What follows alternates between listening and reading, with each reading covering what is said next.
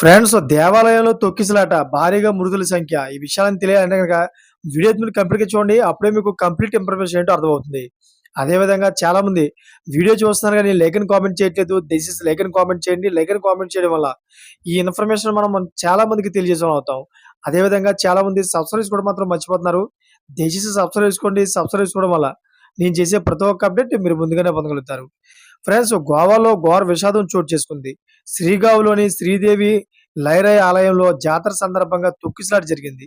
ఈ దుర్ఘటనలో 7గురు అక్కడికక్కడే మృతి చెందగా, మరో 30 మందికి పైగా తీవ్ర గాయాలయ్యాయి.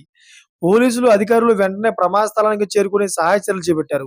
క్షతగాత్రులను గోవా మెడికల్ కాలేజీ ముపుసాలోని ఉత్తర గోవా జిల్లా ఆసుపత్రిలో చేర్చారు. ముఖ్యమంత్రి ప్రమోద్ సావంత్ పరిస్థితిని సమీక్షిస్తున్నారు. ఉత్తర గోవా ఎస్పీ అక్షత్ కౌశల్ సహాయక చర్యలను పర్యవేక్షిస్తున్నారు. మృతుల సంఖ్య పెరిగే అవకాశం ఉంది. ఇంకా పూర్తి వివరాలు తెలియాల్సి ఉంది. ఉత్తర గోవా జిల్లాలోని టైరాయిదేవి ఆలయంలో శుక్రవారం వైభవంగా జాతర మొదలైంది.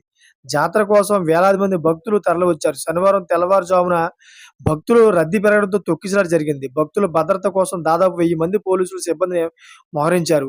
జన కదలికపై నిఘా కోసం డ్రోన్‌లను కూడా ఏర్పాటు చేశారు. జాతర ప్రారంభానికి ముందుగానే ముఖ్యమంత్రి సావంత్, ఆయన భార్య సులక్షణ, రాజ్యసభ ఎంపీ సదానంద షెట్ తనవాడే, అదేవిధంగా ఎమ్మెల్యేలు ప్రేమేందర్ షేట్, కార్లోస్ జాతరను సందర్శించారు. Thank for watching friends.